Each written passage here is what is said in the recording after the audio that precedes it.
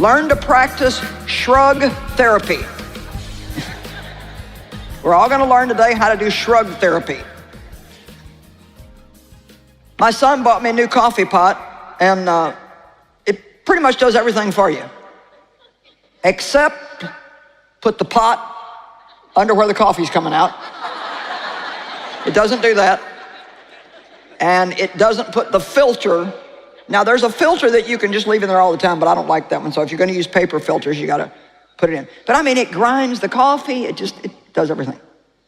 So I recently made a pot of coffee, but somehow or another, I didn't get the pot all the way under. And I left the room and went somewhere else, and it's a big pot. So needless to say, when I came back, I had this. And no, I didn't have time that morning to mess with it. I looked at it. I can honestly tell you that I did not feel one thing. I just went. That is shrug therapy. Amen? Now, I cleaned it up. I didn't like it, but I've wasted enough of my life getting in a full-on fit. Does anybody know what a full-on female fit is? All right. I mean, getting in a full-on fit over something that I couldn't do anything about. Don't try to control things that are out of your control. My daughter says a lot, it is what it is. And usually when she says it, she'll go like this. Hey, this is going to help you. Come on, let's practice. You guys look cute. Oh, well. Dave does it a different way. He says, I'm not impressed. He always says, if you're not impressed, you can't get oppressed. But see, even when he says that, there's a body language. I'm not impressed. It's shrug therapy. It's like, yeah, I'm not taking that on. Now, that doesn't mean that you don't care.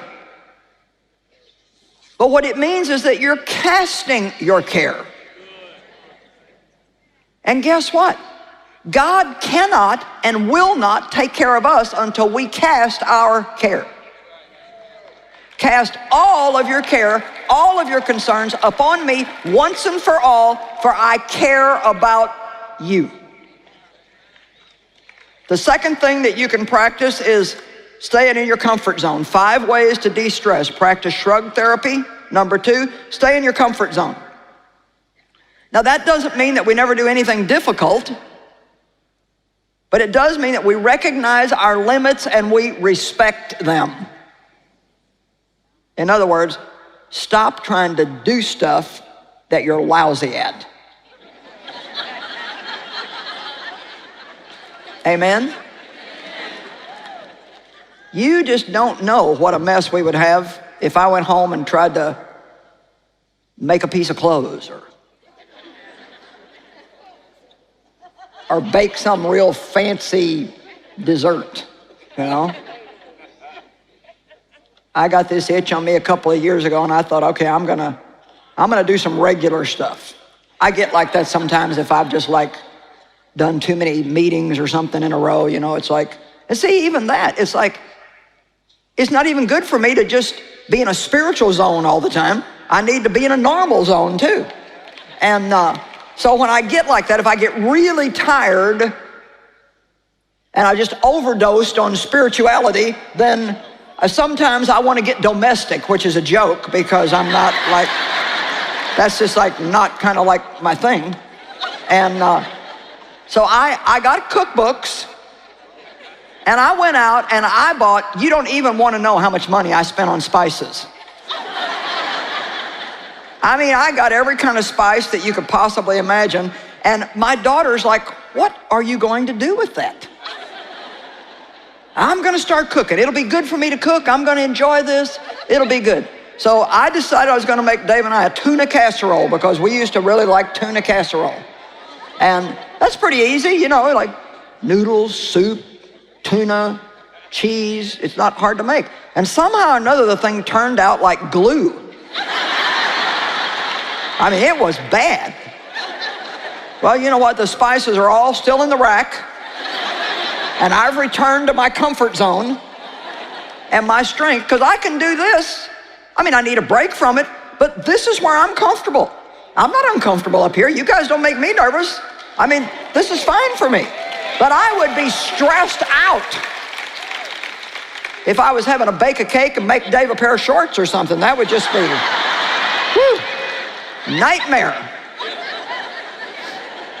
But stay in your comfort zone and don't think you have to compare yourself with somebody else. My gosh, that creates so much stress when we think we have to do what everybody else is doing. And let me tell you something, no matter what somebody else is doing, if they like it, they're gonna think the whole world should do it.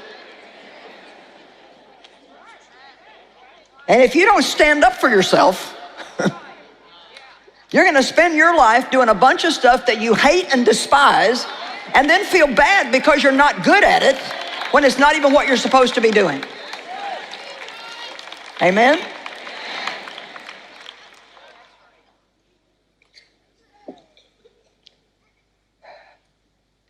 Number 3, eliminate everything from your schedule that's not bearing good fruit.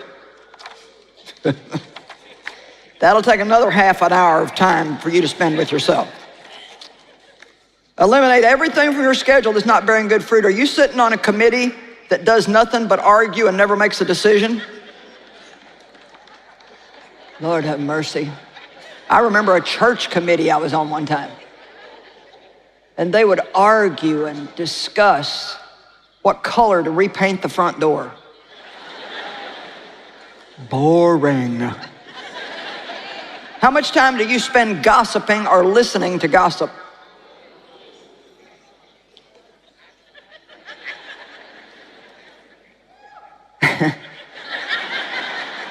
How much time do you spend listening to other people complain about their problems that they have no intention of doing anything about?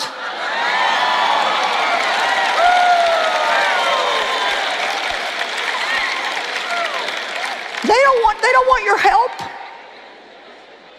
They don't want an answer. If you gave them an answer, they still wouldn't do it. How much time do you spend watching really stupid stuff on TV?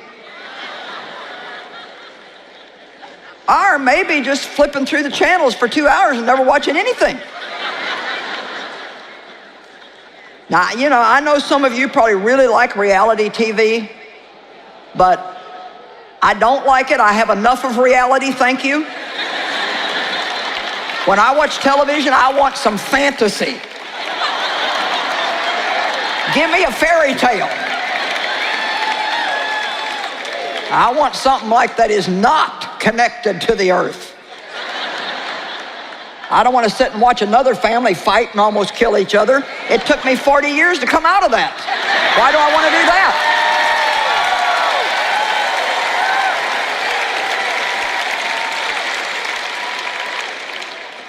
Number 4, just turn to the person next to you and tell them you're not going to like number 4.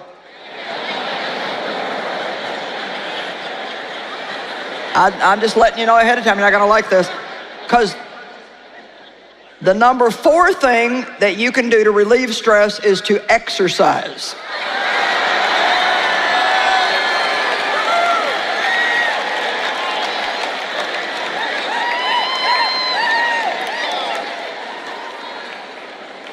Exercise is one of the best stress relievers in the whole world.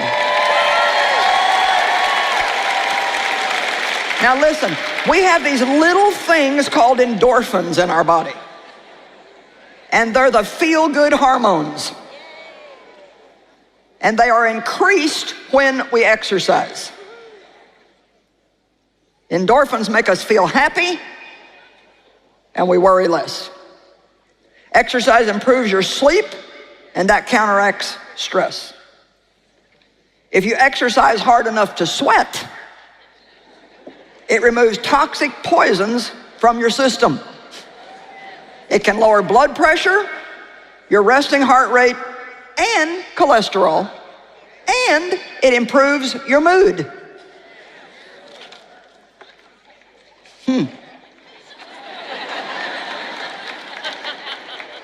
I started working out at a gym almost 10 years ago. Now I work out at home. We've got a trainer, and 5 of us work out at home. 2 of our kids, Dave, me, one of my daughter-in-laws. But I recently, in the spring, added walking. And so I now walk 4 miles every day, in addition to the working out. Now listen, my cholesterol is the lowest that it's been in probably 15 years. And I'm just telling you the truth. And I'm not trying to push off on you what I do, but, well, yeah, I am. So I mean, truthfully, I am, you know. But honestly, I'm just going to tell you, just look at me and I'm going to tell you something. I cannot believe the energy that I have gotten from walking. I mean, it just shocks me the amount of energy that I have gotten from walking. And it's not easy. I'm doing hills, and it's not easy to do, but I love it. And I'm just telling you, do what you want to with it. I'm your teacher, so I'm going to tell you what I believe is going to help you. And there is a lot of stress in the world today. And we've got more coming at us than any other time in history. Just all the little devices that we have to carry around with us. You know, we don't even want to go to the toilet without our phone. Come on, if any of you went back and got your phone and taken it to the toilet with you in case you missed a call? Well, I have too, so. And the world is not going to change. It's just ramping up for more and more and more. And one of the ways that you can really help yourself is regular exercise. So do what you want to with it. There it is. And number 5, take time to relax and do things that you enjoy. Take time to do things you enjoy. Take little mini vacations, even if it's a 10-minute vacation. Take a little vacation. If you enjoy a cup of coffee in the afternoon, then take time to sit down, get away from everything, go somewhere where it's quiet, have a cup of coffee. If you enjoy getting a pedicure, then schedule where you can get one once a month. Just get away from everybody and go get one. Come on, you're worth $30 or $35 or whatever it is to do that. Look at things that are beautiful. Get out in nature and take the time to look at something pretty. Breathe and actually relax on purpose. Want to hear more?